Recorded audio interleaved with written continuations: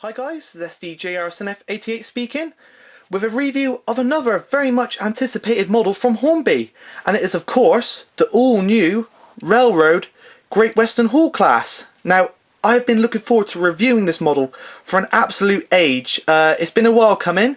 It was announced the same time as the Hornby P2, but due to a number of issues, the model has only just arrived.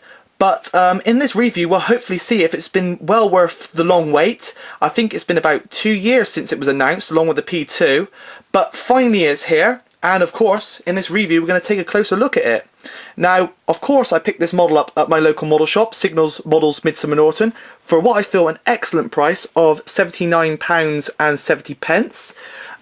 For a 460 wheel arrangement tender loco, I think that's absolutely brilliant value, and Hornby have done a great job in getting these locos at this sort of value, and I hopefully we'll see how she performs in the detail they've done it. But like the P2, which I reviewed recently, it had a number of surprises for what I feel for a basic railroad model, and hopefully Olton Hall here, which I better mention on the end is the product code and is the name of the loco. I hope she has a few surprises in store for us too. But as you can see, we've got the product code, which is R3169 Olton Hall GWR 4900 class 5972, which is of course Olton Hall's running number. Now a bit of history about the class. The Hall class was designed by Charles Collett. Originally it was a converted Saints class, I believe, which was equipped with smaller driving wheels. The cylinders were realigned, and over the test period for that loco, a number of modifications were made until they came up with the what you see here, the Hall design, which became one of the Great Western's most famous and popular designs of locomotive, with 259 in total being built.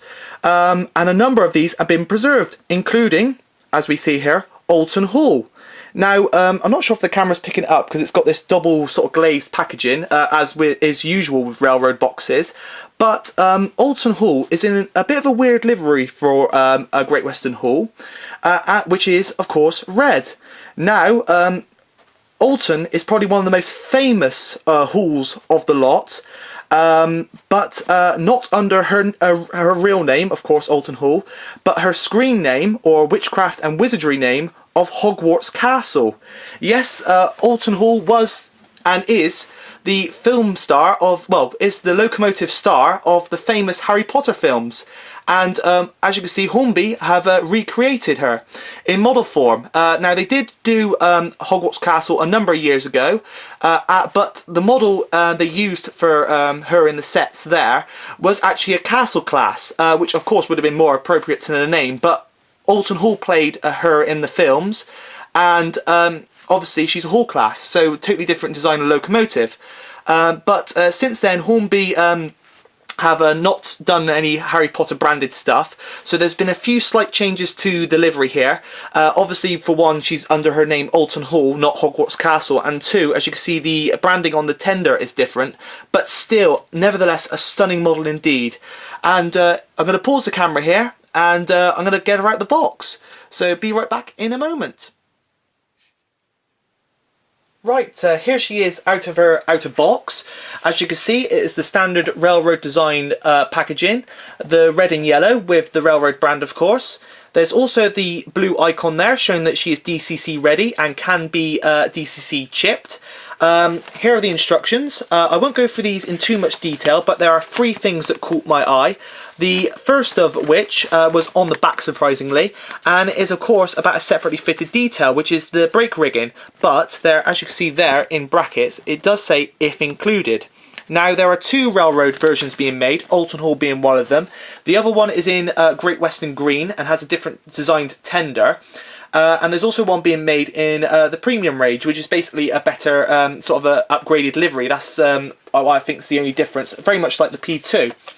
But if I turn it over to the back, we have the slot there for the brake rigging, but it does not appear that any has been included, which I presume, which is what I meant by if included. So I presume the railroad versions don't come with brake rigging, but they do come with, as we can see here, a coupling for the front, and also there is a vac brake there which could be fitted to the front as well. It's a bit small, there we are, you can just about see it there.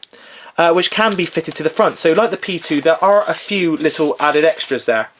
Another thing I noticed is regarding the DCC socket in the tender, there is an image here showing one of those annoying little plugs that used to be fitted to some of Hornby models with the DCC socket in the tender.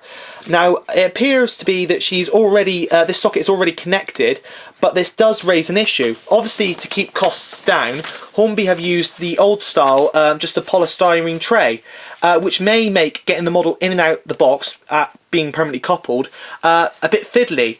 So I have come up with a solution. I do plan to use a Pico Loco lift for her for storage, as I do like to put my models away after I finish using them. Now I've got a box ready which these Pico Loco lifts fit into, so I think that she'll be one of the locos that will be using a Loco lift. Obviously, rather than trying to squeeze her in and out of this box, which could of course risk damaging her. So I do have a solution for that, but it's good of Hornby to obviously permanently connect to the Loco, but of course obviously to keep costs down, they have used this old style packaging, which I personally don't mind. It's what we want at the end of the day, really, a good value model. But another thing that I have noticed, if I open up on the front, it says steam locomotive and tender, DCC ready, DCC fitted, and DCC sound. So this could, there are no DCC sound halls lined up at the moment, but as you know, TTS has recently been released, which has proved a hit with many DCC users, a very, very affordable way of adding sound to locos, and it may be that in the future we will see a hall which is sound fitted, which would be very interesting to see. Now, as well as the polystyrene tray, there is this sort of plastic cover which is attached to the polystyrene tray via sellotape here, here, here and here. Now I have taken these three pieces off, obviously, so I can open the box a bit like a flap, revealing the model in all its glory. And I must say, the livery is starting to show better, and the lighting isn't doing it justice, but it really, really does look stunning. Of course, the next thing to do is to get her on the track, so I'm going to pause the camera here and I'll set her up. So be right back in a moment. And here we are. Surprisingly, she slid out of the box nice and easy, which is an added bonus. And what can I say? She looks absolutely stunning. Now, as the same with my SO Sentinel review, which I did about over a year ago now, the camera is not doing the red livery any justice. It's making it look a bit pale, but in the flesh it is really, really nice and rich indeed, and has been very, very nicely applied, as we will take a closer look at in a moment. Now, this model is was part of the Clever Design sort of model range, like the Duke of Gloucester and the P2. So a number of features on the model have been simplified by moulding them, which of course keeps the overall cost of the loco down. Most noticeable, as starting off with the front, is, if it focuses, the smokebox dart. As you can see, it is moulded along with the little tap on the side of the smokebox there, which too is also part of the moulding, which of course I don't mind personally. It is a railroad model after all, and obviously the cost needs to be kept down. If this was on a premium range model, obviously I would be a bit more disappointed. The 42, 52 and 72 did have moulded smokebox darts, but Hornby have since said that the next batch, which should arrive in the next few months, will be fitted with separately fitted smokebox darts, which I must admit will improve those locomotives vastly. Now, we've got the iconic GWR copper top chimney there. That has been very nicely painted. It's not metal, but it's been very nicely painted in metallic coloured paint. Very nicely captured indeed. Obviously, looking at the front, we have a separately fitted lamp iron there at the top, which is quite interesting. Along with of course, her running number, which is 5972. Then below the moulded smokebox dart, we have the shed plate, which, as you can see, says 10A. Now, I don't know my shed codes, but I presume that is as it is on the real Olton Hall, of course. Coming on to the running plate, as you can see, there is plenty of rivet detail there if the camera focuses. Again, this is all part of the moulding. Sorry if the camera keeps on going out of focus. There we go. But it's all part of the moulding, and it's been very, very nicely captured indeed. Now, the buffer beam has surprised me in two ways. First of all, that vacuum pipe. Now, that is not the one I showed you earlier on in the box. That is actually, this one here is actually pre-fitted to the model, which means the one in the box, provided in the box, must be a spare, so in case this one comes off, which is really, really nice of Hornby to include a spare, and of course to actually fit one, pre-fit one for you. And it really does add to the effect of the buffer beam there, along with all those rivets, of course. Now, another thing that surprised me about the buffer beams is the buffers themselves. They are actually metal. Now, on previous railroad models like the P2 and the Duke of Gloucester, they have been part of the body moulding being plastic, which of course makes them a bit fragile, and of course people have been cutting them off and replacing them with metal ones. Now, these are not sprung, they are just turned metal ones, which personally I prefer this sort of these sort of types of buffers, as sprung buffers don't really serve a purpose on the model. They are a nice feature, but they sort of, you know, it just adds to the overall cost of the model, and it's not really needed. I mean, you don't really use, as mentioned, I have mentioned in previous videos before, you don't really use sprung buffers. So I think Hornby have done a really good job here and just added these turned metal ones, which I think are very nice indeed. Moving on to the side, we have the cylinders here, and as you can see, we've got part of the livery on there, which is the orange and black lining, which again has surprised me. I thought Hornby would have applied a simplified livery here, as seen on the side of the loco here, on the side of the cab. It's just the basic orange lining without the black in the centre, but along the boiler and on the cylinders they have gone to the added extra of actually putting the black stripe down the middle, which is very, very nice indeed, and does enhance the overall look of the model. Now, if we come up again to the smoke box, we have the pipe there on the side. Now, looking at the pre-production models there, and people have commented on the pre-production models that there is no gap behind the pipe, as there should be on the prototype. Again, this is a cost-saving measure. Personally, I don't mind. It doesn't look too bad, to be quite honest. It is, after all, a railroad model, and a budget value model, and it really does look good. I can understand why Hornby have done this. I'm not sure how much that would have cost just to put a little gap behind there, which probably wouldn't have been very, very noticeable, especially when the loco is in, well, when the loco's running. You wouldn't really notice anything like that. So again, I personally don't mind. Again, we have some nice moulded detail on here, all very nicely picked out. Coming on to the side, we have this beautiful linkage. Now, I think Hornby have done a real stunning job here. That looks very fine and delicate. Much better than some of the older, thicker, chunkier sort of GWR lubricators they have had on previous models. It's very, very fine indeed. It looks very similar to the sort that they've recently applied to their 28XX class. That is very fine and delicate indeed, but as you can see, it's very nicely applied on here, and I'm really glad that Hornby have added this linkage to this model. Coming on to the boiler, we have that beautiful livery, as I mentioned. Again, as mentioned earlier, the red livery is not done justice via the camera, but as you can see, the lining is very, very nicely been picked out. Then we got a lot of moulded detail down there, which surprisingly looks separately fitted. Of course, you've got lots of little pipes and stuff. Obviously, I don't know too much about what those bits are, but again, it's all been very, very nicely picked out. Then we got I believe that's the reverser there, which is actually metal and is separately fitted, which is very, very nice indeed. Then we got, of course, her nameplate, Olton Hall.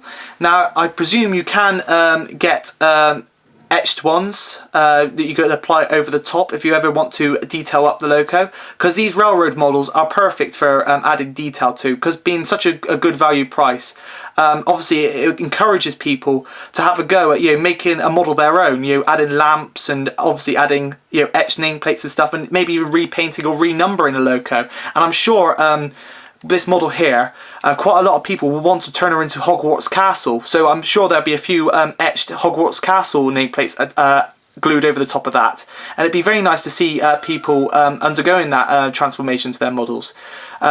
Be very interesting indeed. And then we got, again, more beautiful linkage.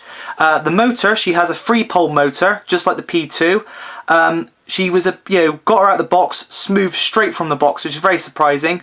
It's a bit noisier than a 5-pole, but after I have given her a bit of a run in, and she really has sort of quieted down after in a period of 5 minutes. It really does, really is a nice performer indeed, as we will see in a moment.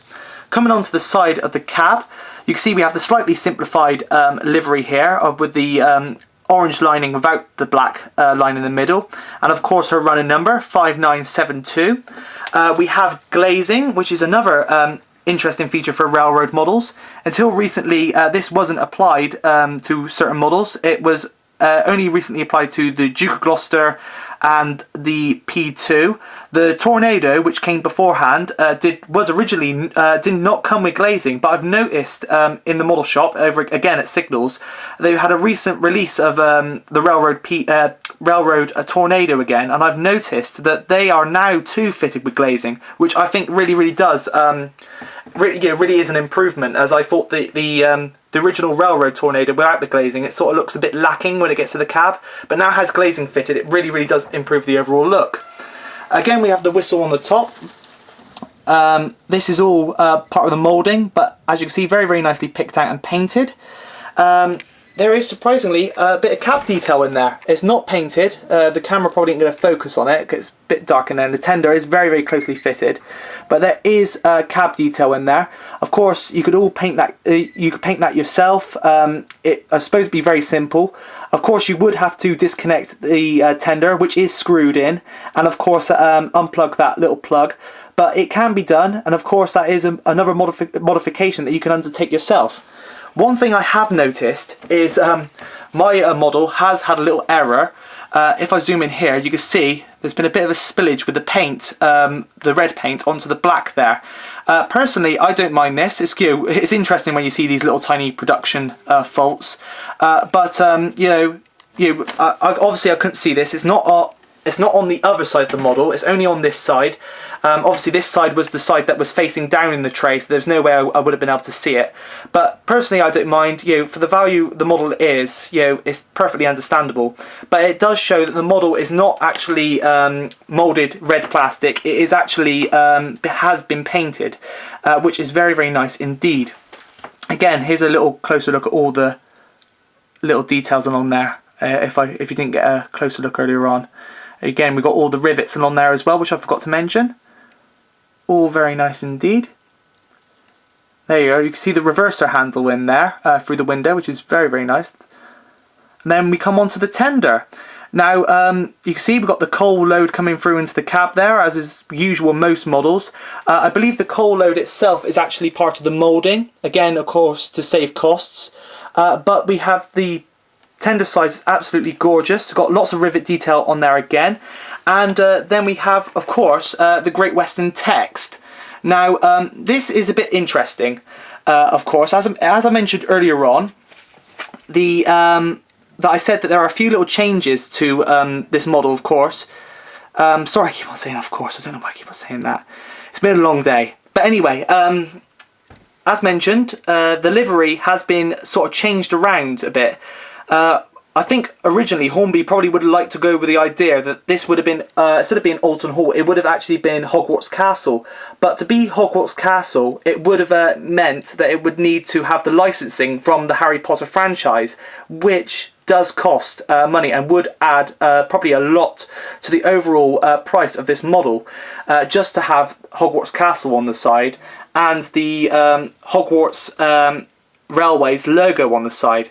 So to avoid that, Hornby have put Great Western on the side and named the model as she is, preserved. And now she does run as Olton Hall, but she has never ran, I believe, with Great Western on the tender. There is an image in the Hornby catalogue of her in this livery, but I believe that is a photoshopped image. As I have been on Google, I can't find any other images of her in this livery, and the only image I could find of her is in this, obviously the one that the Hornby used, but there's also an image of her with the Hogwarts logo on, taken at precisely the same angle. So I believe that that image of her with the Hogwarts logo was probably photoshopped and had and replaced with this Great Western text. Now, she did briefly carry another brand, another logo on the tender, which I think probably would have been a bit more appropriate than Great Western. But then again, it probably would have meant that Hornby would have had to pay for licensing to use it. Olton Hall is used by West Coast Railways to haul rail tours, and briefly, I think they lost the franchise to run her as Hogwarts as well. So again, ran her as Olton Hall, but instead of having the Hogwarts logo on the tender, they put WCR, which is of course short for West Coast Railways, which again I think would have been a nice choice of livery, but again would have added to the overall cost of the model. Coming on to the tender frames. Again, we have a lot of lovely detail down here. You can see the brake brackets there, which of course can have the brake rods fitted. Coming on to the back, we do have some moulded handrails if it focuses. Let's see if we get it in focus. There you are. We can see that the handrails here are moulded, of course, to save, again, money. Save costs of production. But again, it's all very nicely done. On the back we have, if it is in focus, it's very hard to get the camera to focus around here because of the light. We have the steps. We have a separately fitted vacuum brake, again already pre-fitted, and some more metal buffers, and of course the NEM pocket. And then on top again we have the water filler cap, and then we're back onto the coal load. So all in all, a very, very nice model indeed. So I guess that's all that's left to do, is to get her running. So I'll pause the video again here, and I'll be right back in a moment. So see you in a bit. Right, I'm back after having a bit of a breather from the last part. Now all that's to do is to get her running. So again, I'm using the HM2000. If I slowly turn the dial, give her a bit of juice. As you can see, lovely slow pull away there. She is sticking a tiny bit there, but as mentioned, she has only had a 5-minute run-in prior to this, so she still needs a good amount of time to bed in. It was the same with the P2. I found that after 5 minutes of running, the motor vastly improved, because it was quite noisy to start off with, but it quieted down. It's the same as been with Olton Hall as well. The motor has really quieted down after a little 5-minute run. But of course, other parts of the model, like the axles, need bedding in and stuff. So you know, I'm sure this will also improve vastly after the more she's ran in. But if we slowly follow her around here, got her up to a nice sort of cruising speed here. We can see that beautiful GWR linkage. Look at that. Almost hypnotic. Hornby had done a really, really good job there in capturing that.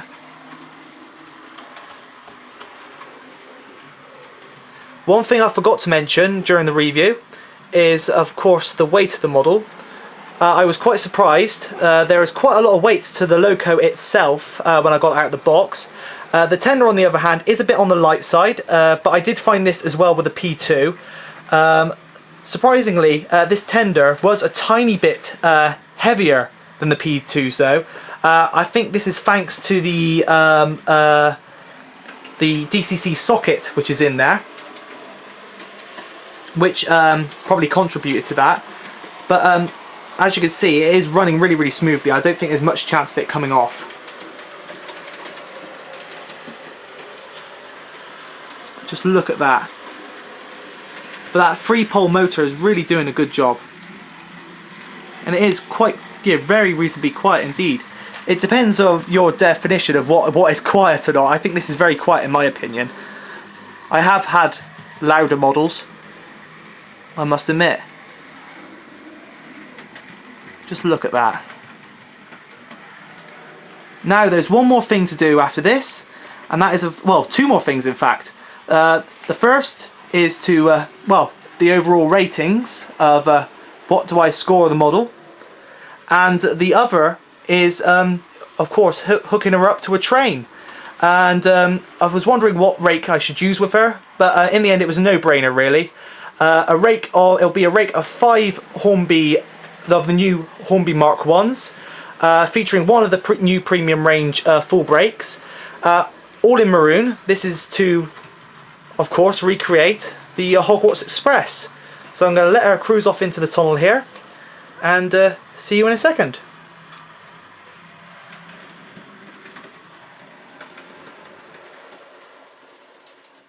And here's the rake.